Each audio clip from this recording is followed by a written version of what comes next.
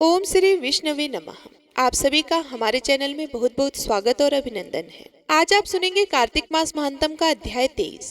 इसी के साथ आप सुनेंगे भगवत गीता का पाठ, विष्णु चालीसा का पाठ, तुलसी माता की कथा और तुलसी माता की आरती।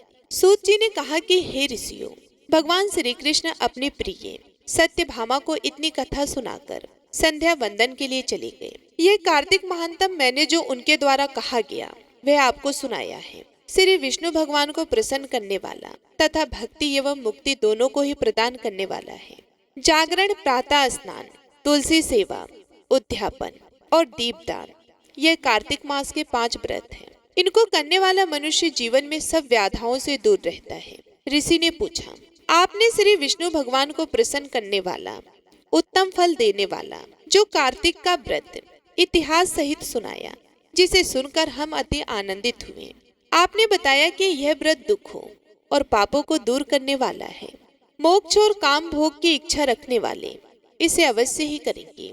अब आप बताइए कि यह व्रत करने वाला किसी संकट में पड़ जाए या गहन वन में भटक जाए तो इस उत्तम शुभ फलदाता व्रत को कैसे संपन्न करें, क्योंकि ऐसा उत्तम व्रत कठिनाइयों में भी त्यागने योग्य नहीं है। तब श्री सूत जी बोले, आपने यह भला प्रश्न किया।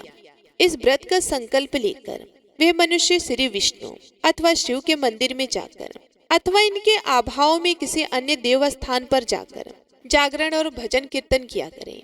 जो किसी कठिन वन में हो, तुलसी वन अथवा पीपल के वृक्ष के नीचे ऐसा करें। विष्णु मंदिर में विष्णु सहस्त्र नाम का जप करना चाहिए एवं कीर्तन और नृत्य करना चाहिए।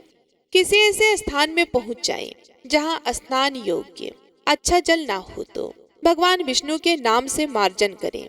यदि दीपदान ना कर सके तो पराये बुझे दीपक को ही जला दे, अथवा उसमें हवा लगती हो तो उसे हवा से बचा दे। तुलसी का पूजन करने के लिए तुलसी का पौधा ना मिले तो वैष्णव का पूजन करें, क्योंकि श्री भगवान सदा अपने भक्तों के समीप रहते हैं। इन सब के अभाव में व्रती को चाहिए कि पीपल और बड़ के वृक्षों का पूजन करें, क्योंकि यह दोनों वृक्ष अति पूजनीय कहे गए हैं। व्रती को चाहिए कि वह पीपल वृक्ष का स्पर्श ना करें, यदि करे तो केवल शनिवार के दिन ही स्पर्श करें। ऋषियों ने पूछा कि हे महर्षि, आपने बताया कि व्रती को पीपल और बड़ वृक्षों का पूजन करना चाहिए, सो यह पूजनीय क्यों है? यह वृक्ष देव रूप कैसे हुए? इस संदेह का निवारण करने की कृपा करें। तब सूत जी बोले, हाँ, मैंने जो आपको बताया कि पीपल का वृक्ष विष्णु, बड़ का वृक्ष शंकर तथा प्लास ब्रह्मा जी के रूप है, यह बात सत्य है। इस संबंध में आपको एक इतिहास सुनाता हूँ। एक समय किसी उत्तम वन में भ्रमण करते हुए शिव पार्वती हास कर रहे थे। वहाँ अग्नि आदि देवता मानव विनोद के लिए ब्राह्मण का रूप धारण करके पहुँच गए और तरह तरह से विघ्न करने लगे।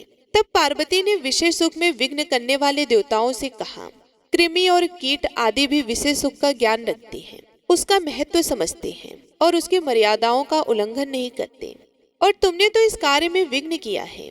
सो हे देवताओं, तुम सभी जड़ हो जाओ। सूत जी बोले, पार्वती जी ने क्रोध में आकर ही समस्त देवताओं को ये श्राप दिया था कि तुम सभी जड़ हो जाओ, जिसमें कि विष्णु शंकर ब्रह्मा भी क्रमशः पीपल, बड़ और पलास के रूप में वृक्ष हो गए। हे मुनिवर, आपने कहा है कि पीपल के वृक्ष का स्पर्श केवल शनिवार के दिन करना चाहिए, शेष दिनों में नहीं। हमें इस विषय में शंका है, कृपया हमें इस विषय में भी जानकारी देगी, ऐसा क्यों है? तब सूत जी बोले, आपके इसी शंका के निवारण के लिए मुझे समुद्र मंथन वाली घटना याद दिलानी होगी। समुद्र मंथन में देवताओं को रत्न मिले, उनमें कौस्तुभ मणि और लक्ष्मी विष्णु जी को प्राप्त हुए। जब विष्णु ने लक्ष्मी को अपनी भार्या बनाने की बात स्वीकार की तो लक्ष्मी बोली, हे देव, मुझसे बड़ी बहन जब कुंवारी है तो मुझ छोटी का विवाह आप पहले क्यों करते हो? सनातन धर्म के अनुसार बड़ी बहन का विवाह होने के बाद ही छोटी का विवाह होना चाहिए। यह सुनकर विष्णु ने उदल नामक तपस्वी के साथ अनुग्रह करके लक्ष्मी की बहन आलक्ष्मी का विवाह करा दिया। बड़ी बहन आलक्ष्मी का मुख स्थूल था, बड़े बड़े दांत, लाल नेत्र और शरीर उद्दंड एवं कृश था। भगवान विष्णु की आज्ञा से उदल नामक तपस्वी ने लक्ष्मी की बड़ी बहन आलक्ष्मी उसको स्वीकार कर लिया और अपने आश्रम पर ले आए। वहाँ होम का सुगंधित धुआं उठ रहा था, वेद ध्वनि हो रही थी, सुख शांति का साम्राज्य था। ऐसे स्थान को देखकर दुखी होती हुई आलक्ष्मी बोली, हे ब्राह्मण, यह स्थान मेरे निवास योग्य नहीं है, मुझे आप किसी और जगह ले चलो। ऊदल बोला, कांति, यह क्या बात हुई, तुम यहाँ पर क्यों नहीं रहोगे? तब आलक्ष्मी कहने लगी कि स्वामी, जहाँ वेद ध्वनि होती हो, होम होता हो, भगवत भजन होता हो, अभ्यागत का सत्कार होता है, यज्ञ दान आदि शुभ कार्य जहाँ हो, स्त्री पूर्वक प्रेम पूर्वक रहते हो, देव और पितृजनों का सर्वदा पूजन होता हो, वहाँ मैं कैसे रह सकूंगी? मेरा स्थान तो वहाँ है जहाँ दिन रात स्त्री पुरुष में कलह होती हो, जहाँ पर कर्कश वाणी बोली जाती हो, जहाँ दुराचरण होता हो, गुरु का सत्कार ना होता हो, काम चोर आलसी और अधर्मी मनुष्यों का जहाँ निवास हो, ऐसी ही जगह मेरे लिए प्रिय है। मैं मदिरा पान और गोवंश का वध करने वाले पापी हत्यारों को उत्तम मानकर उनके निवास को ही अपने योग्य मानती हूँ। आप मुझ पर कृपा करें और मुझे अन्यत्र ले चलें। ऊदल ऋषि कुछ सोचकर बोले कि हे भ्रांते, जब तक मैं तुम्हारे योग्य स्थान की खोज ना करूं, तब तक तुम पीपल के वृक्ष के नीचे रहो। सूत जी बोले। इस प्रकार उस पीपल के वृक्ष के नीचे आलक्ष्मी को बिठाकर ऊदल ऋषि उसके लिए उपयुक्त स्थान खोजने चले गए। आलक्ष्मी उनकी काफी समय तक प्रतीक्षा करती रही, लेकिन ऊदल ना लौटे। अपने को स्वामी द्वारा त्यागी हुई जानकर वे पीपल के वृक्ष के नीचे बैठे विलाप करने लगी। उसके विलाप और रुदन से बैकुंठ में विराजी लक्ष्मी जी व्याकुल हो उठी। उसने विष्णु जी से निवेदन किया कि हे दयालु, आपको यदि मैं प्यारी हूँ तो आप मेरी बड़ी बहन को, जो पति द्वारा त्यागी जाने से दुखी है, उसको जाकर धीरज दो, उसे समझाओ।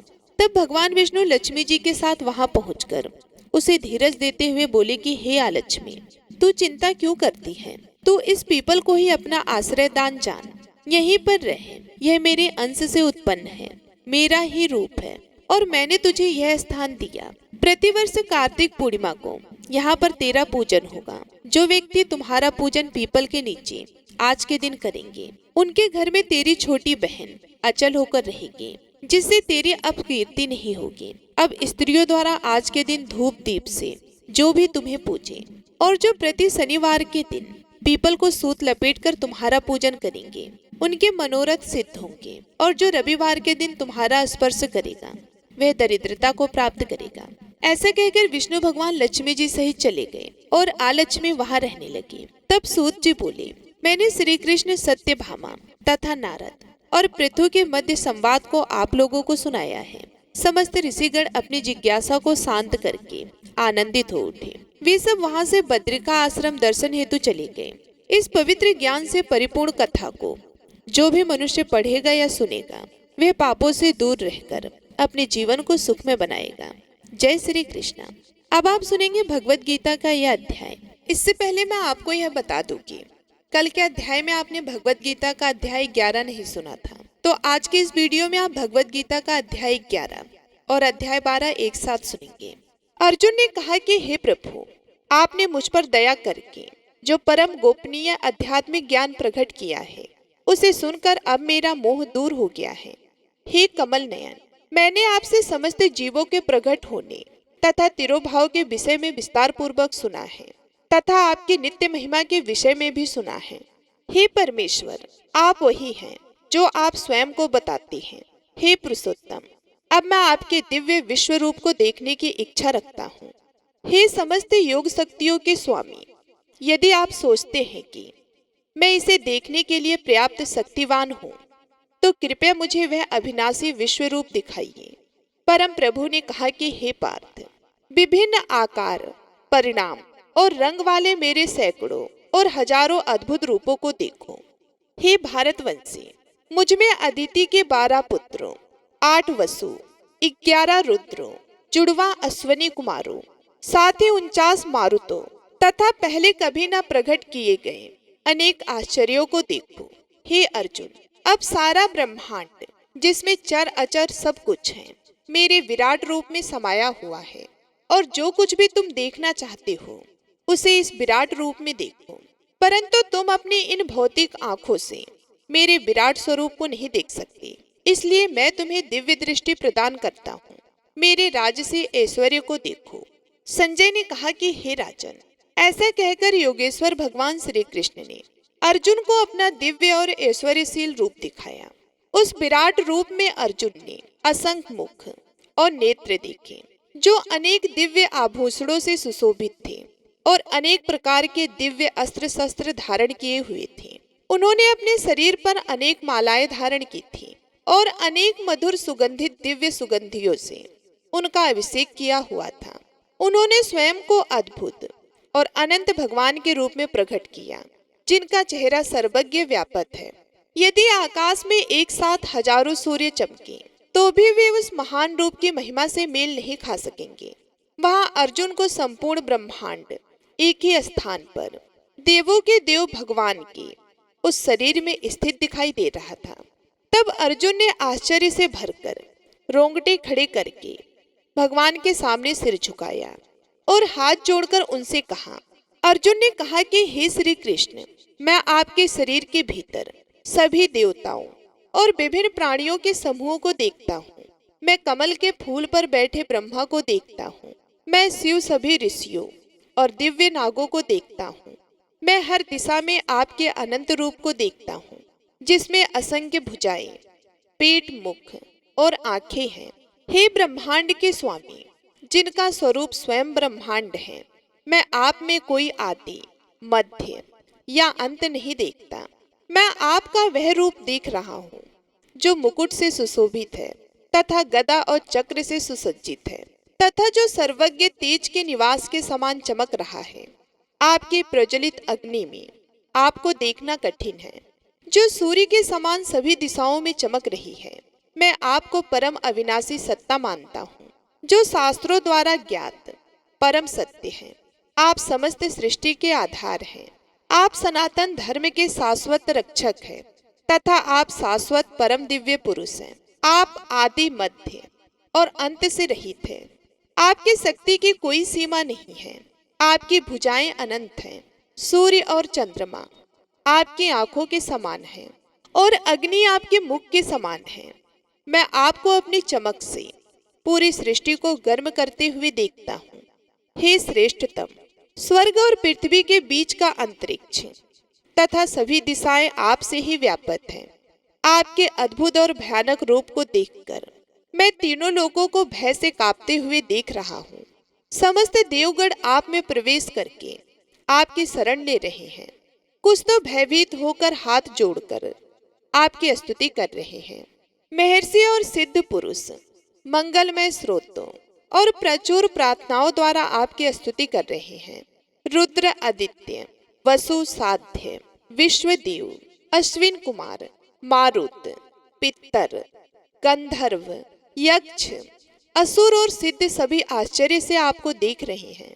हे पराक्रमी प्रभु, आपके अनेक मुख, नेत्र, भुजाएं, जंघा, पैर, उदर और भयानक दांतों वाले भव्य रूप की पूजा करके सारे लोग भयभीत हो रहे हैं और मैं भी भयभीत हूँ।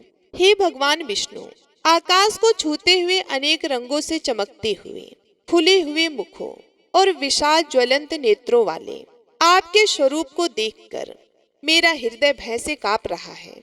मैंने सारा साहस और मन की शांति खो दी है। आपके अनेक मुखों को देखकर, जिनमें आपके भयंकर दांत हैं, जो प्रलय के समय की प्रचंड अग्नि के समान हैं, मैं भूल गया हूँ कि मैं कहाँ हूँ और मुझे नहीं मालूम कि मुझे कहाँ जाना है। हे देवों के देव, आप ही इस जगत के आश्रय हैं। मुझ पर दया कीजिए। मैं देख रहा हूँ कि धृष्टराज के सभी पुत्र, उनके सहयोगी राजा भीष्म, द्रोणाचार्य, कर्ण और हमारे पक्ष के सेनापति आपके भयंकर मुंह में घुस रहे हैं। मैं देख रहा हूँ कि कुछ के सिर आपके भयंकर दांतों के बीच कुचले हुए हैं। जैसे नदियों की अनेक लहरें समुद्र में वेग से प्रवेश करती हैं, वैसे ही ये सभी महारथी आपके प्रज्वलित मुखों में प्रविष्ट हो रहे हैं। जैसे पतंगे भस्म होने के लिए अग्नि में तीव्र गति से प्रवेश करती हैं, वैसे ही ये सभी सेनाएं तीव्र गति से आपके मुखों में प्रविष्ट हो रही हैं। हे विष्णु, आप अपनी अग्निमय जीभों से सभी ओर के जीवों को चाट रहे हैं और अपने प्रज्वलित मुखों से उन्हें भस्म कर रहे हैं। हे विष्णु, आप अपने तेज की प्रचंड सर्वव्यापी किरणों से संपूर्ण ब्रह्मांड को जला रहे हैं। मुझे बताओ कि तुम कौन हो, इतने भयंकर रूप वाले। हे देवों के देव, मैं तुम्हारे आगे सिर झुकाता हूँ। कृपया मुझ पर अपनी कृपा बरसाओ, तुम जो सारी सृष्टि से पहले अस्तित्व में थे। मैं जानना चाहता हूँ कि तुम कौन हो, क्योंकि मैं तुम्हारे स्वभाव और कार्य को नहीं समझ पाया हूँ। भगवान ने कहा कि हे अर्जुन, मैं महाकाल हूँ, विनाश का सोत्र, जो संसार का नाश करने के लिए आता है। तुम्हारी भागीरथी के बिना भी विरोधी सेना में शामिल योद्धाओं का अस्तित्व समाप्त हो जाएगा। इसलिए उठो और सम्मान प्राप्त करो, अपने शत्रुओं पर विजय प्राप्त करो और समृद्ध शासन का आनंद लो। ये योद्धा पहले से ही मेरे द्वारा मारे गए हैं और तुम केवल मेरे कार्य का एक साधन बनोगे। हे कुशल धनुधर, द्रोणाचार्य, भीष्म, जयद्रथ, कर्ण और अन्य वीर योद्धाओं को मैंने पहले ही मार डाला है। इसलिए तुम बिना विचलित हुए उनका वध करो, बस युद्ध करो और तुम युद्ध में अपने शत्रुओं पर विजयी होगे। संजय ने कहा। केशव के ये वचन सुनकर अर्जुन भय से कांप उठा। उसने हाथ जोड़कर श्री कृष्ण को प्रणाम किया और भयभीत होकर लड़खड़ाती हुई वाणी में बोला। अर्जुन ने कहा कि हे इंद्रियों के स्वामी, यह उचित ही है कि सारा जगत आपकी स्तुति करके आनंदित हो और आप पर मोहित हो। राक्षसगण आपसे भयभीत होकर सभी दिशाओं में भाग जाते हैं और सिद्ध महात्माओं के समूह आपको प्रणाम करते हैं। हे महान, आप आदि सृष्टिकर्ता ब्रह्मा से भी महान हैं, वे आपको क्यों ना नमन करें। हे असीम, हे देवताओं के स्वामी, हे ब्रह्मांड के आश्रय, आप प्रकट और अव्यक्त दोनों से परे अविनाशी सत्य हैं। आप आदि देव और आदि दिव्य पुरुष हैं। आप ही इस ब्रह्मांड के एकमात्र विश्राम स्थल हैं। आप ही ज्ञाता और ज्ञान के विषय दोनों हैं। आप ही परम धाम हैं। हे अनंत रूपों के स्वामी, आप ही संपूर्ण ब्रह्मांड में व्यापक हैं। आप वायु, हवा के देवता, यमराज, मृत्यु के देवता, अग्नि, अग्नि के देवता, वरुण, जल के देवता और चंद्र, चंद्रमा के देवता हैं। आप सृष्टिकर्ता ब्रह्मा और सभी प्राणियों के परदाता हैं और आपको हजार बार बार बार नमस्कार करता हूँ। हे अनंत शक्ति के स्वामी, आपको आगे पीछे से बल्कि सभी दिशाओं से मेरा नमस्कार है। आप अनंत वीरता और शक्ति के स्वामी हैं और हर चीज में व्यापक हैं, इसलिए आप ही सब कुछ हैं। आपको अपना मित्र समझकर मैंने अहंकारवश आपको हे कृष्ण, हे यादव, हे मेरे प्रिय मित्र कहकर संबोधित किया। मैं आपकी महिमा से अनभिज्ञ था, उपेक्षा और अनावश्यक स्नेह दिखा रहा था, और यदि मैंने मजाक में खेलते समय, आराम करते समय, बैठते समय, खाते समय, अकेले में या दूसरों के सामने आपका अनादर किया, तो उसके लिए मैं क्षमा चाहता हूँ। आप समस्त ब्रह्मांड के पिता हैं, सभी चर अचर प्राणियों के पिता हैं। आप ही सबसे अधिक पूजनीय तथा परम गुरु हैं। जब तीनों लोकों में आपके समान कोई नहीं है, तो हे अतुलनीय शक्ति के स्वामी, आपसे बड़ा कौन हो सकता है। अतः हे पूज्य प्रभु, मैं आपको नमन करते हुए आपसे कृपा की याचना करता हूँ। जैसे पिता अपने पुत्र को सहन कर लेता है, मित्र अपने मित्र को क्षमा कर देता है तथा प्रेमी अपने प्रियतम को क्षमा कर देता है, वैसे ही आप मेरे अपराधों को क्षमा कर दीजिए। आपके उस विराट रूप को देखकर, जिसे मैंने पहले कभी नहीं देखा था, मुझे बहुत खुशी हो रही है। फिर भी मेरा मन भय से कांप रहा है। हे देवों के देव, हे ब्रह्मांड के धाम, कृपया मुझ पर दया करें और मुझे अपना मन भावन रूप फिर से दिखाएं। हे सहस्त्र बाहु, यद्यपि आप समस्त सृष्टि के साकार स्वरूप हैं, फिर भी मैं आपको चतुर्भुज रूप में देखना चाहता हूँ, जो गदा, चक्र तथा मुकुट धारण किए हुए हैं।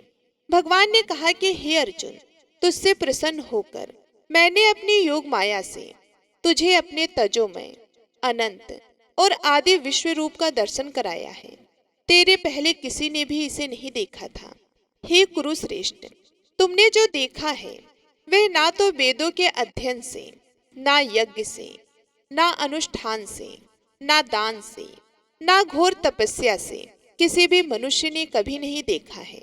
मेरे इस भयंकर रूप को देखकर ना तो डरो और ना ही मोहग्रस्त हो, भय से मुक्त हो जाओ और प्रसन्न मन से मुझे पुनः मेरे साकार रूप में देखो। संजय ने कहा। ऐसा कहकर दयालु वसुदेव पुत्र ने पुनः अपना साक्षात 4 भुजाओं वाला रूप प्रकट किया और फिर अपना सौम्य 2 भुजाओं वाला रूप धारण करके भयभीत अर्जुन को संतावना दी। अर्जुन ने कहा कि हे श्री कृष्ण, आपके सौम्य मानव रूप 2 भुजाओं वालों को देखकर मेरा धैर्य वापस आ गया है और मेरा मन सामान्य हो गया है।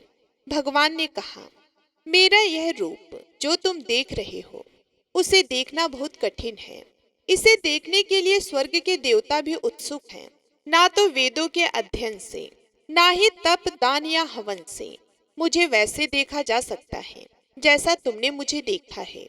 हे अर्जुन, केवल अनय भक्ति से ही मैं तुम्हारे सामने खड़ा हुआ जान सकता हूँ। हे शत्रुओं को दग्ध करने वाले, इस प्रकार मेरी दिव्य दृष्टि पाकर मनुष्य मेरे साथ एकता स्थापित कर सकता है। जो लोग मेरे लिए अपने सारे कर्तव्य करते हैं, जो मुझ पर आश्रित हैं और मेरे प्रति समर्पित हैं, जो आसक्ति से मुक्त हैं और सभी प्राणियों के प्रति द्वेष से रहित हैं, ऐसे भक्त निश्चित रूप से मेरे पास आ जाते हैं।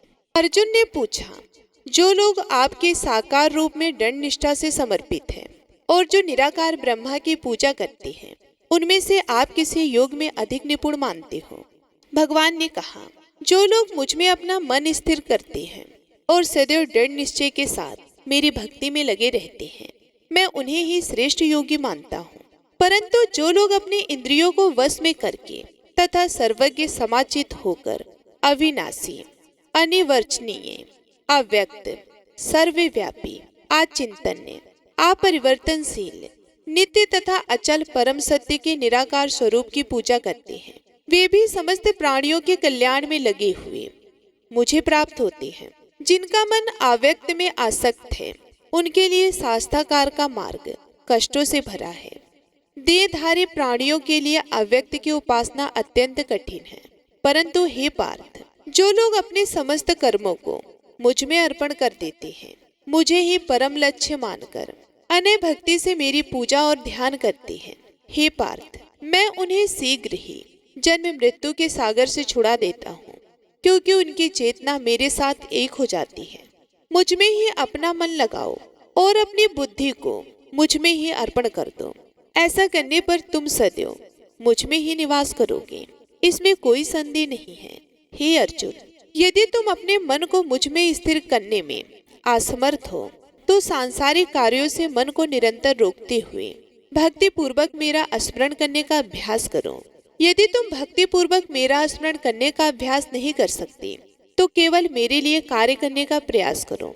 इस प्रकार मेरी भक्ति करते हुए तुम पूर्णता की अवस्था को प्राप्त करोगे। यदि तुम मेरे लिए भक्ति पूर्वक कर्म करने में भी असमर्थ हो तो अपने कर्मों के फलों का त्याग करके आत्म स्थित होने का प्रयास करो। यांत्रिक अभ्यास से श्रेष्ठ है ज्ञान, ज्ञान से श्रेष्ठ है ध्यान, ध्यान से श्रेष्ठ है कर्मों के फलों का त्याग, क्योंकि ऐसे त्याग के तुरंत बाद शांति प्राप्त होती है। वे भक्त मुझे बहुत प्रिय हैं, जो सभी जीवों के प्रति द्वेष से रहित हैं, जो मैत्रीपूर्ण और दयालु हैं। वे संपत्ति और अहंकार की आसक्ति से मुक्त हैं, सुख और दुख में संभाव रखते हैं और हमेशा क्षमाशील हैं। वे हमेशा संतुष्ट रहते हैं, भक्ति में मेरे साथ एकाकार रहते हैं, आत्म संयमी हैं, दृढ़ निश्चयी हैं और मन और बुद्धि से मेरे प्रति समर्पित हैं। जो किसी को कष्ट नहीं पहुंचाए, जो किसी के द्वारा विचलित नहीं होते, जो सुख दुख में सम रहते हैं तथा भय और चिंता से मुक्त हैं, ऐसे मेरे भक्त मुझे अत्यंत प्रिय हैं। जो सांसारिक लाभ से उदासीन हैं, ब्रह्म तथा आंतरिक रूपों से क्षुद्र हैं, दक्ष हैं, चिंता से रहित हैं, शांत हैं तथा सभी कार्यों में स्वार्थ से मुक्त हैं, ऐसे मेरे भक्त मुझे अत्यंत प्रिय हैं।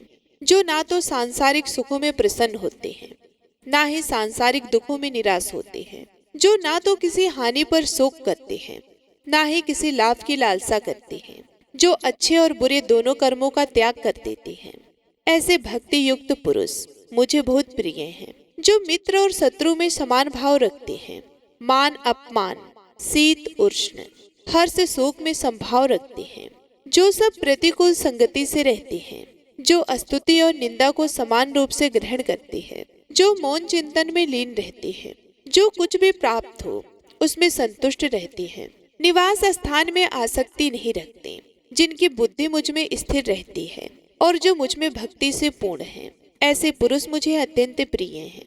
जो लोग यहाँ कहे गए इस ज्ञान अमृत का आदर करते हैं, मुझ पर विश्वास रखते हैं तथा मुझे ही परम लक्ष्य मानकर मुझ पर समर्पित रहते हैं, वे मुझे अत्यंत प्रिय हैं। बोलिए भगवान विष्णु की जय, माता लक्ष्मी की जय। अब आप सुनेंगे तुलसी माता की कथा, तुलसी चालीसा और तुलसी माता की आरती। अब आइए सुनते हैं कार्तिक स्नान की पहली कहानी, इल्ली और घुड़ की, जिसे कार्तिक के महीने में जरूर सुनना चाहिए। बोलो लक्ष्मीपति नारायण की जय हो। बहुत समय पहले की बात है, एक इल्ली और घुड़ रहा करते थे। दोनों में अच्छी दोस्ती थी, जहाँ भी जाते साथ साथ जाते। तो एक बार कार्तिक का महीना आया तो राजा की बेटी कार्तिक स्नान के लिए जा रही थी। तो इल्ली कहने लगी कि आओ घुड़, हम भी कार्तिक स्नान करते हैं। राजा की बेटी जाती है तो हम भी चले जाएंगे, क्या पता हमें भी पुण्य फलों की प्राप्ति हो। तो इल्ली की बात सुनकर घुड़ कहने लगा कि तू ही कार्तिक स्नान कर, मैं तो कार्तिक स्नान के बारे में कुछ नहीं जानता कि कार्तिक स्नान क्या होता है, इसके करने से मैं तो नहीं करूँगा। घुड़ के मना करने पर इल्ली एक बार तो उदास हो गई, सोचने लगी कि कार्तिक स्नान तो जरूर करना है। तभी उसके मन में एक विचार आया कि राजा की बेटी जाती है तो उसके पल्ले से लगकर चली जाऊंगी और उसी के साथ वापस आ जाऊंगी, मुझे अकेली जाना नहीं पड़ेगा। तो यह सोचकर वह तो बहुत ही खुश हुई और दूसरे ही दिन राजा की लड़की जब स्नान करने के लिए जाती तो उसकी चुन्नी के पल्ले से लगकर वह इल्ली भी चली जाती। जब राजा की बेटी गंगा जी पहुंच जाती तो इल्ली उतरकर धीरे से गंगा स्नान करती और वापस आकर चुन्नी के पल्ले से लग जाती। इसी तरह इल्ली ने राजा की बेटी के साथ पूरे महीने कार्तिक स्नान किया। घुड़ से वे रोज आना कहती थी, पर घुड़ ने तो एक भी दिन जाकर कार्तिक स्नान नहीं किया। समय बीत गया, आयु पूरी होने पर दोनों मृत्यु को प्राप्त हो गए। इल्ली अपने दूसरे जन्म में कार्तिक स्नान के पुण्य प्रताप से राजा के घर में जन्म लिया और घुड़ राजा के घर का गधा बन गया।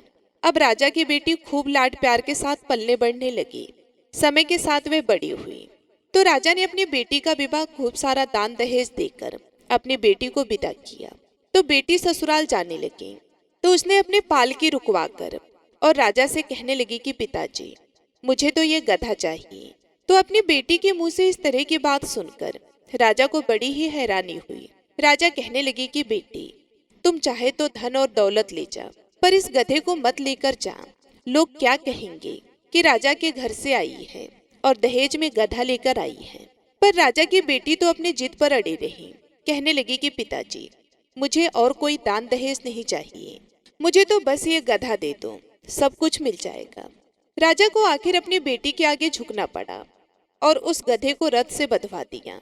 अब गधा तो रथ के साथ तेज तेज दौड़ने लगा और इस तरह राजा की बेटी अपने ससुराल पहुंच गई। वहां पर खूब लोग इकट्ठे हुए थे, देखने आए थे कि राजा की बेटी की बहू कैसी है।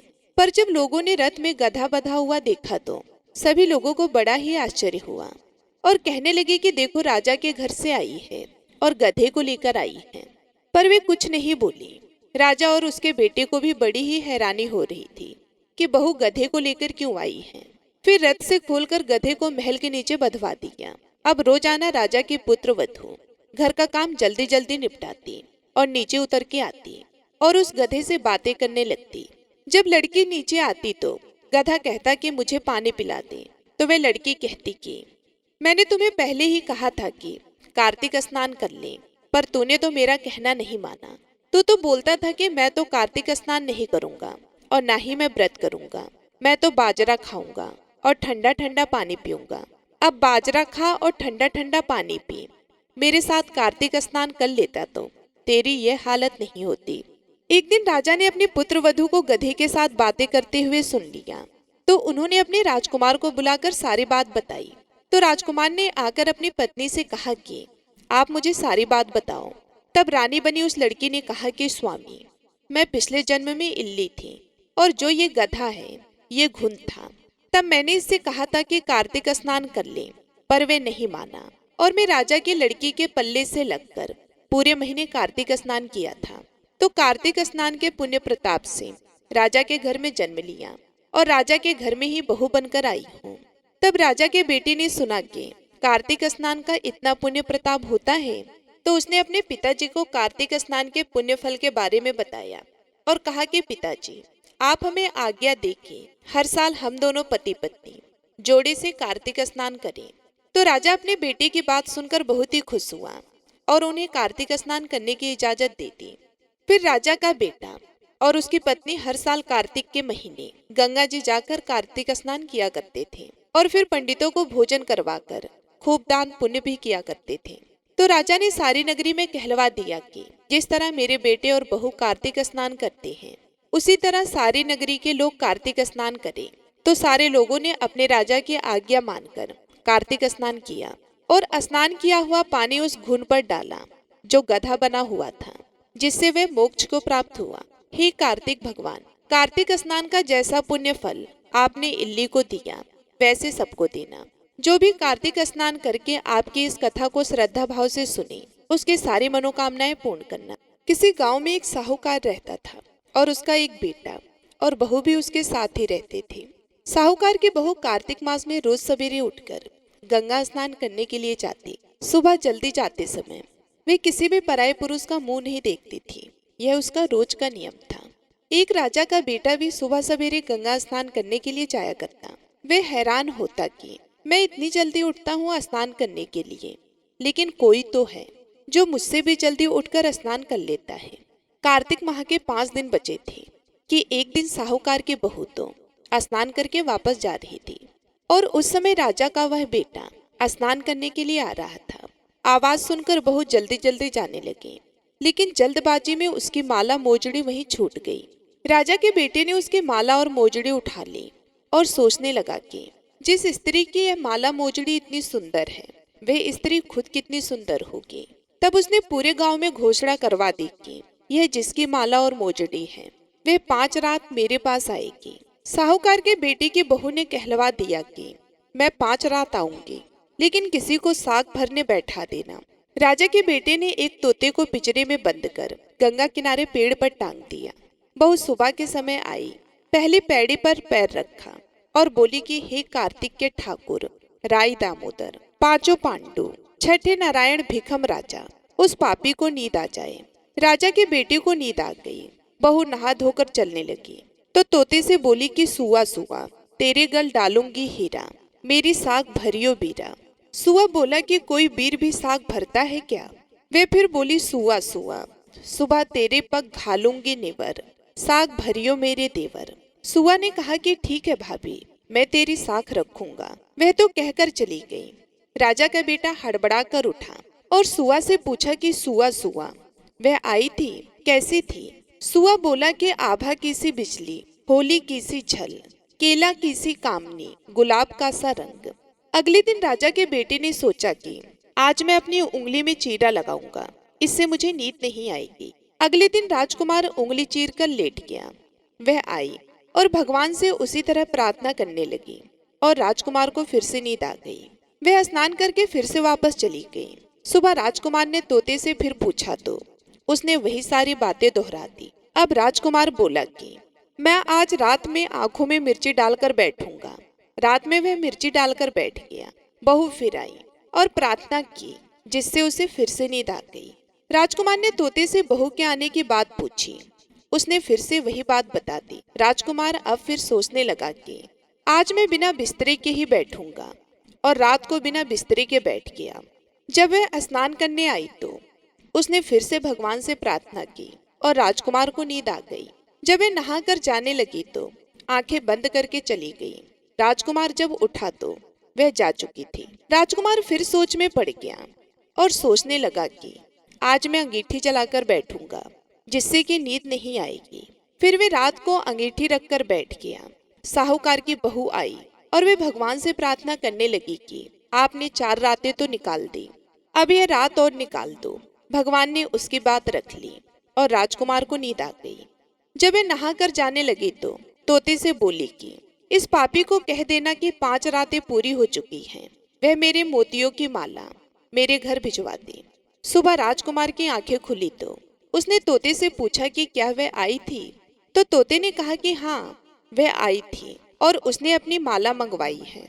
यह सुन राजकुमार सोचने लगा कि वह तो सच्ची थी, तभी तो भगवान ने भी उसका सत्य रखा। कुछ समय के बाद राजकुमार को कोढ़ हो गया। राजा ने ब्राह्मण को बुलाकर पूछा कि मेरे बेटे का शरीर क्यों जल रहा है। ब्राह्मण ने विस्तार से सारी बात राजा को बताई कि इसने क्या किया था। ब्राह्मण ने कहा कि इसने पतिव्रता स्त्री पर बुरी नजर डाली, इसलिए यह इस रोग से पीड़ित हुआ है। राजा ने इसके ठीक होने का उपाय पूछा तो ब्राह्मण ने कहा कि ये उस साहूकार की बहू को धर्म की बहन बनाए और रोज उसके नहाए हुए जल से यह स्नान करे, तब यह ठीक हो सकता है। राजा साहूकार की बहू की माला लेकर साहूकार के घर गया और बोला कि यह माला आपके पुत्र वधु की है, इसे ले और आपकी बहू के नहाए हुए जल से मेरे बेटे को नहला दे। साहूकार बोला कि वह तो किसी पराये पुरुष का मुंह तक नहीं देखती, आप उसे इस नाली पर बिठा दीजिए। जब वह ऊपर नहाएगी तब नीचे इस नाली के पानी से आपका पुत्र नहा लेगा। राजकुमार ने ऐसा ही किया और कुछ समय बाद उसका शरीर चंदन सा हो गया। हे पंच भिखु देवता, जैसे आपने साहूकार की पुत्र वधु का सत्य रखा, वैसे ही सभी का रखना। पूनो नहाई पड़वा नहाई, 5 रतन पंच तीरथ, पंच भीखम नहाई। 1 टका मेरी गांठ में सुनियो रघुराई, आधे का लाई आंवला आधे की राई। राई दामोदर सांवला, जिसने सृष्टि रचाई। राजा के घर उतरी पुतरी बन आई, राजा लाया ब्याह के रानी बनाई।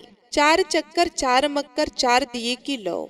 मैं तुझसे पूछूं श्री कृष्ण जी, कब निस्तारा होए। जब आएगा कार्तिक का महीना, तब निस्तारा होए। प्रेम से बोलिए कार्तिक के राई दामोदर की जय। अब आप सुनेंगे तुलसी माता की कथा और तुलसी माता की आरती। एक बार एक गांव में एक बुजुर्ग महिला रहा करती थी। वह बहुत ही पूजा पाठ किया करती थी। वह रोज तुलसी माँ की पूजा करती थी। वह बुजुर्ग महिला रोज तुलसी माता से कहती कि हे तुलसी माँ, तुम मुझे बहू दो, पीताम्बर की धोती दो, मीठा मीठा ग्रास दो, बैकुंठ में वास दो, चटक के चाल दो, पटक के मौत दो, चंदन का काट दो, रानी सा काज दो, दाल भात का भोजन दो, 11 की मौत दो और कृष्ण जी का कंधा दो। वह बुजुर्ग महिला हर महीने में तुलसी माता की रोज पूजा करती और उनके विरले को रोज सींचती। तुलसी माता बुजुर्ग महिला की बात सुनकर धीरे धीरे सूखने लगी। तभी भगवान श्री कृष्ण जी ने देखा कि तुलसी माता सूख रही हैं और तभी एक दिन भगवान श्री कृष्ण तुलसी माता जी के पास प्रकट हुए और भगवान श्री कृष्ण जी ने तुलसी माता से पूछा कि तुम क्यों सूख रही हो। सभी महिलाएं तुम्हारी पूजा करती हैं और तुमको रोज सींचती हैं, लेकिन फिर भी तुम सूखती जा रही हो, इसका कारण क्या है। जिसके बाद तुलसी माता ने भगवान श्री कृष्ण जी से कहा कि हे प्रभु, एक बुजुर्ग महिला मेरे पास रोज आती है और रोज एक ही बात बोलती है। कहती है कि हे तुलसी माता सबकी दाता, मैं तेरा बिरला सींचती हूँ, तुम मुझे बहू दे, पीताम्बर की धोती दे, मीठा मीठा ग्रास दे, बैकुंठ में वास दे, चटक के चाल दे, पटक के मौत दे, चंदन का काट दे, रानी सा रास दे, दाल भात का भोजन दे, 11 के मौत दे और कृष्ण जी का कंधा दे। मैं उस बुजुर्ग महिला की सारी मनोकामनाएं पूरी कर सकती हूँ, लेकिन उसकी एक मनोकामना पूरी नहीं कर सकती। मैं कृष्ण जी का कंधा कहाँ से दूंगी। भगवान श्री कृष्ण जी तुलसी माता की बात सुनकर जोर जोर से हंसने लगे और फिर भगवान श्री कृष्ण जी ने तुलसी माता जी से कहा कि तुम चिंता मत करो, जब ये बुजुर्ग महिला की मृत्यु होगी तब मौके पर मैं उसको कंधा दे दूंगा। अब सुबह जब वह पूजा करने आए तब कह देना कि सब कुछ तुम्हें मिल जाएगा। कुछ दिनों बाद वह वृद्ध महिला ठोकर खाकर रास्ते में गिरकर मर गई। पूरे गांव के सभी लोग आए और उस महिला को सभी लोग धर्मात्मा मानते थे। उसको तुलसी जी की डोकरी कहते थे। उसके परिवार में कोई भी नहीं था, इसलिए गांव वाले ने ही उसके अंतिम संस्कार करने की योजना बनाई और उसे नहलाकर जब बैकुंठी पर बिठाने के लिए उसे उठाने लगे तो उसका मृत शरीर इतना भारी हो गया था कि उसे कोई उठा ही नहीं पाया। यह सब देखकर वहां के सभी लोग तरह तरह की बातें करने लगे और कहने लगे कि यह इतना पूजा पाठ करती थी, हर समय माला फेरती थी, इसलिए यह इतनी भारी हो गई है। वे पूरे गांव में चर्चा होने लगी कि डोकरी माई कोई भक्ति नहीं करती थी, ये छल कपट करती थी। हम जिसे धर्मात्मा समझते थे वह पापी है, जो कि किसी से भी नहीं उठ पा रही है। यह इसके कर्मों की सजा है। इधर भगवान ने सोचा कि मेरे भक्तों की निंदा हो रही है, इसलिए भगवान ने बूढ़े ब्राह्मण का भेष धारण करके वहां पर आए और वहां पर एक व्यक्ति से पूछने लगे कि यहाँ पर इतनी भीड़ क्यों लगी है, जिससे लोग कहने लगे कि यह डोकरी माई मर गई है और पाप इतना था कि जिससे यह उठ नहीं पा रही हैं। सब उठा उठा कर थक गए। तब ब्राह्मण ने कहा कि मुझे एक बात डोकरी के कानों में कहने दो, फिर वे देखो कैसे उठती हैं। तो सभी लोगों ने कहा कि आप भी प्रयास करके देख लीजिए। तब भगवान ने उस वृद्ध महिला के कानों में कहा कि हे डोकरी माई, देखो मैं आ गया हूँ। और जो डोकरी पूजा करते समय शब्द कहती थी वह शब्द उसके कानों में कहने लगे, तू बिड़ला सींच, तेरा मैं करूँ निस्तारा, मेरा डोकरी माई बहू ले, बेटी ले पोता ले, लड्डू ले पीताम्बर की धोती ले, गहना ले घी का घड़ा ले, मीठा मीठा खीर और पूड़ी ले, दाल भात का भोजन ले, धन दौलत ले बेटा पोता को ले, काम ले तुलसी को पताका ले, मुंह में गंगा जल ले, 11 के दिन ले, चंदन को दाग ले, श्री कृष्ण जी का कंधा ले। इतना सुनते ही डोकरी हल्की हो गई। भगवान ने बोला आओ और उसको उठाओ। भगवान ने हाथ लगाया और डोकरी उठ गई। सबको बड़ा ही आश्चर्य हुआ। उसे खूब धूमधाम से ले जाया गया। भगवान उसे अपने कंधे पर ले गए। पूरे गांव में इसकी चर्चा होने लगी, जिससे उसको मुक्ति मिल गई और वह बैकुंठ में चली गई। सभी लोग देखते रहे। सभी लोगों ने देखा कि शमशान घाट तक तो ब्राह्मण साथ ही आया था, लेकिन अब वह दिखाई नहीं दे रहा। इससे लोगों को समझ में आ गया कि वो कोई और नहीं, स्वयं भगवान बूढ़े ब्राह्मण के रूप में आए थे। बोलिए श्री राधा कृष्ण भगवान की जय। बोलिए श्री तुलसी सालिग्राम जी की जय। अब आइए सुनते हैं लपसी और तपसी की कथा, जो कि हर व्रत के बाद में अवश्य सुनना चाहिए, क्योंकि ऐसा कहा जाता है कि बिगर लपसी और तपसी की कथा सुने बिगर कोई भी व्रत कथा पूर्ण नहीं होता। तो आइए बड़ी ही श्रद्धा से लपसी और तपसी की कथा को सुनते हैं। एक लपसी था, एक तपसी था। तपसी हमेशा भगवान की तपस्या करता था। तपसी हमेशा भगवान की तपस्या करता था, लेकिन उसे चोरी करने की आदत थी। लपसी हमेशा सवा सेर की लपसी बनाता और पहले भगवान को भोग लगाता, उसके बाद में स्वयं भोजन करता। दोनों भाइयों का यही नियम था। तो एक दिन किसी बात को लेकर दोनों में कहासुनी हो गई। तो तपसी बोला कि मैं रोजाना भगवान की तपस्या करता हूँ, इसलिए मैं बड़ा हूँ। तो लपसी बोला कि मैं रोज भगवान को सवा सेर की लपसी का भोग लगाता हूँ, इसलिए मैं बड़ा हूँ। ऐसा कहते हुए दोनों जोर जोर से लड़ने लगे। तभी वहां से नारद जी गुजर रहे थे। दोनों को लड़ता हुआ देखकर वहां आए और उनसे पूछा कि तुम दोनों क्यों लड़ रहे हो। तो दोनों ने अपने आप को बड़ा बताया और साथ में बड़ा होने का कारण भी बताया। तो नारद जी बोले कि मैं तुम्हारा फैसला कर दूंगा, कल आऊंगा, बता भी दूंगा कि तुम दोनों में से कौन बड़ा है। दूसरे दिन लपसी और तपसी नहाकर अपने रोज की भक्ति करने आए।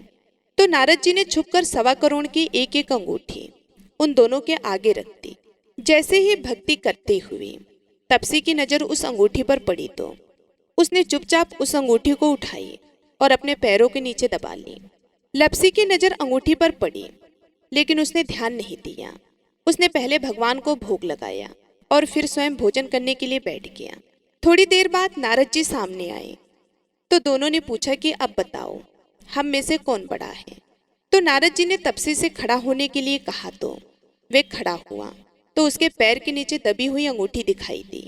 तो नारद जी ने तपसी से कहा कि तपस्या तो तुम रोज करते हो, लेकिन इतनी तपस्या करने के बाद भी तुम्हारी चोरी करने की आदत नहीं गई। ये अंगूठी मैंने ही तुम दोनों के आगे रखी थी। मैं ये देखना चाहता था कि तुम दोनों में से किसके मन में लालच है। तो तुझे तो अंगूठी दिखाई पड़ते ही झट से अपने पैरों के नीचे दबा ली।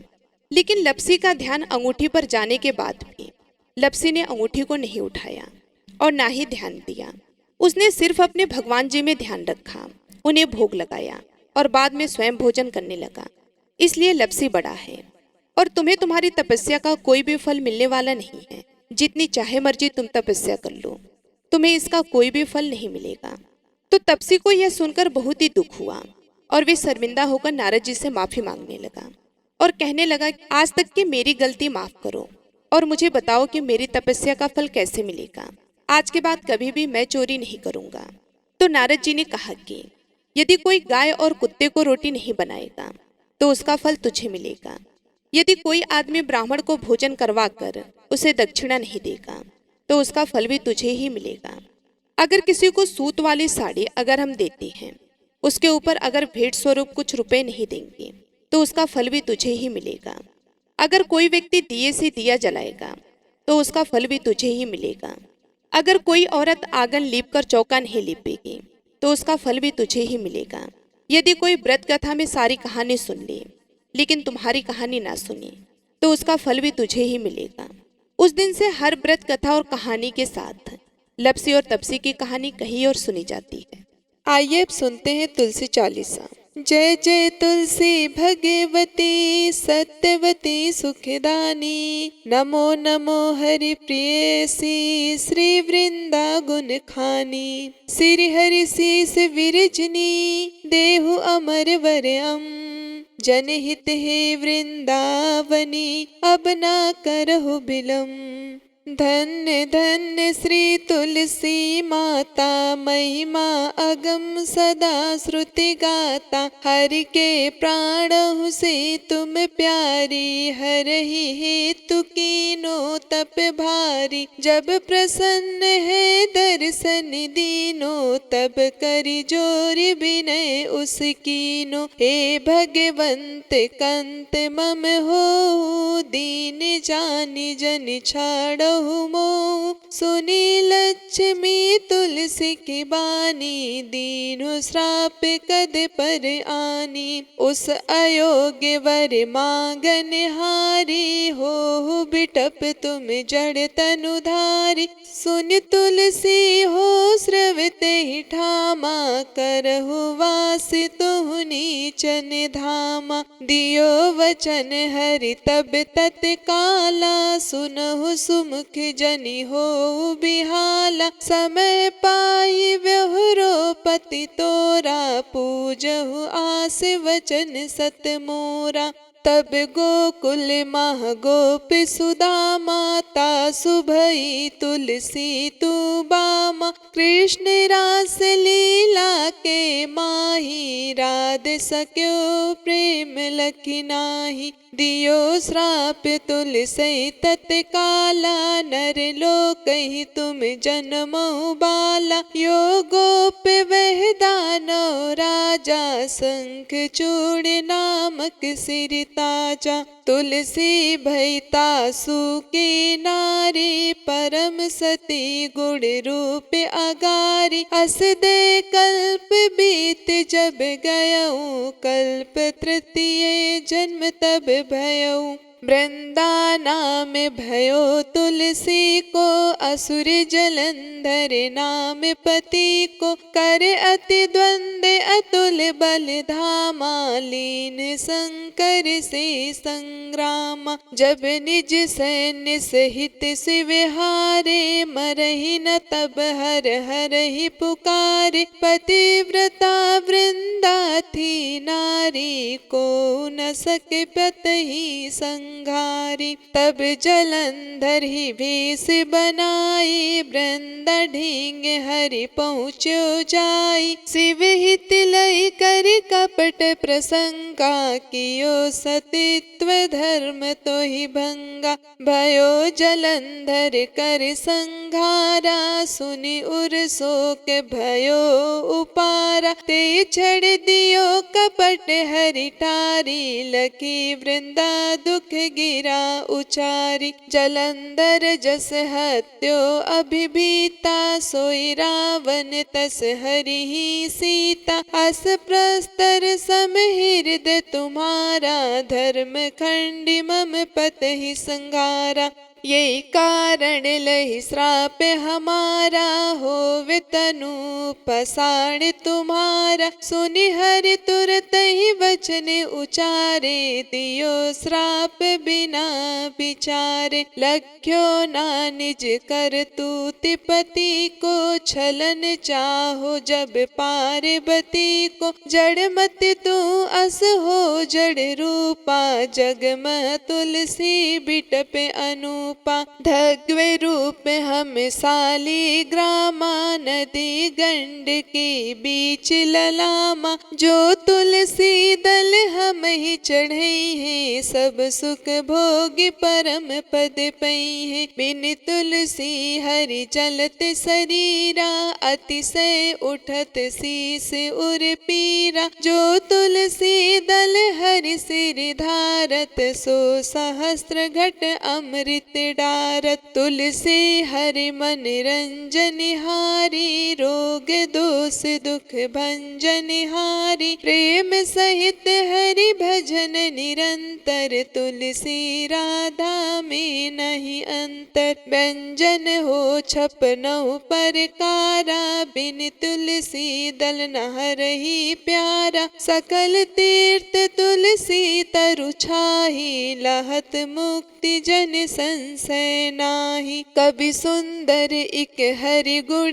गावत, तुलसी निकट सहस गुण पावत। बसत निकट दुर्वासा धामा, जो प्रयास ते पूर्व ललामा। पाठ करहि जो नित्य नर नारी, होहि सुख भासै त्रिपुरारी। तुलसी चालीसा पढ़ी, तुलसी तरु ग्रह धारी। दीप दान करि पुत्र फल, पावै बंधु नारी। सकल दुख दरिद्र हरि, हार है परम प्रसन्न। असि है धन जन लड़ही ग्रह, बसही पूरा अत्र।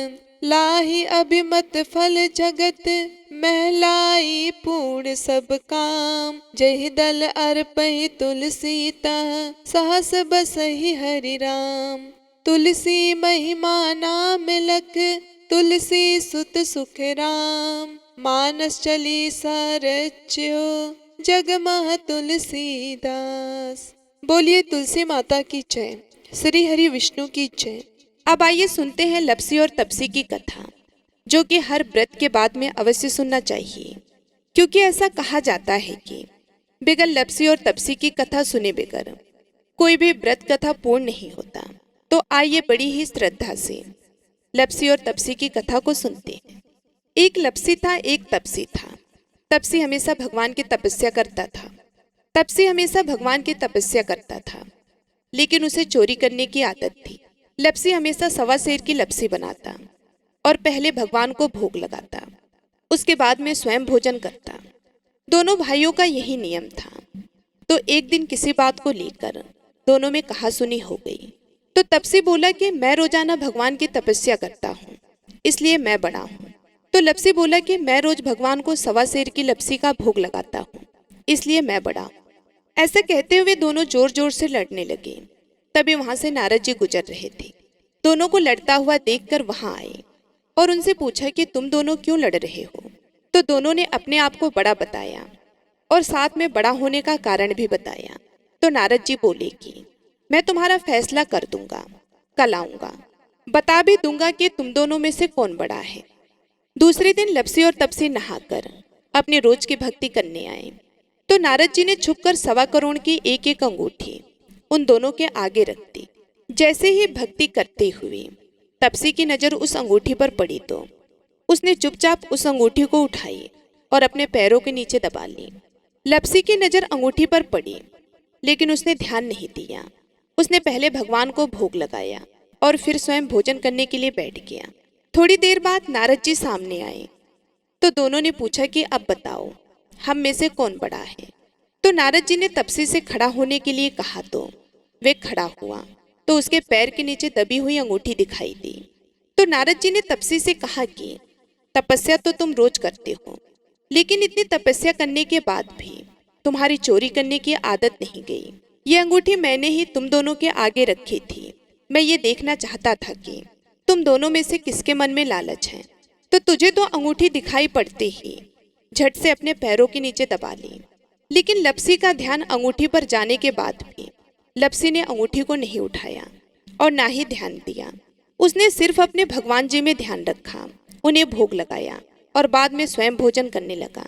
इसलिए लप्सी बड़ा है और तुम्हें तुम्हारी तपस्या का कोई भी फल मिलने वाला नहीं है। जितनी चाहे मर्जी तुम तपस्या कर लो, तुम्हें इसका कोई भी फल नहीं मिलेगा। तो तपसी को यह सुनकर बहुत ही दुख हुआ और वे शर्मिंदा होकर नारद जी से माफी मांगने लगा और कहने लगा, आज तक की मेरी गलती माफ करो और मुझे बताओ कि मेरी तपस्या का फल कैसे मिलेगा। आज के बाद कभी भी मैं चोरी नहीं करूंगा। तो नारद जी ने कहा कि यदि कोई गाय और कुत्ते को रोटी नहीं बनाएगा तो उसका फल तुझे मिलेगा। यदि कोई आदमी ब्राह्मण को भोजन करवा कर उसे दक्षिणा नहीं देगा तो उसका फल भी तुझे ही मिलेगा। अगर किसी को सूत वाली साड़ी अगर हम देते हैं, उसके ऊपर अगर भेंट स्वरूप कुछ रुपए नहीं देंगे तो उसका फल भी तुझे ही मिलेगा।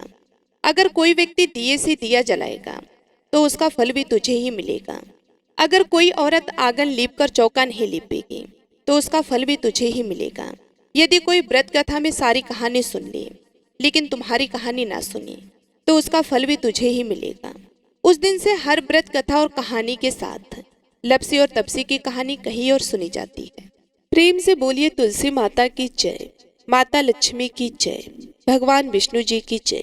यह थी आज की कार्तिक मास के महंतम की कथा। आशा करती हूँ आपको आज की ये कथा पसंद आई होगी और आप हमारे आने वाली वीडियो का भी इंतजार करेंगे। आप सभी का दिन शुभ एवं मंगलमय हो, इसी कामना के साथ मैं आप सभी लोगों से विदा लेती हूँ। मिलती हूँ मैं आप सभी लोगों से अगले वीडियो।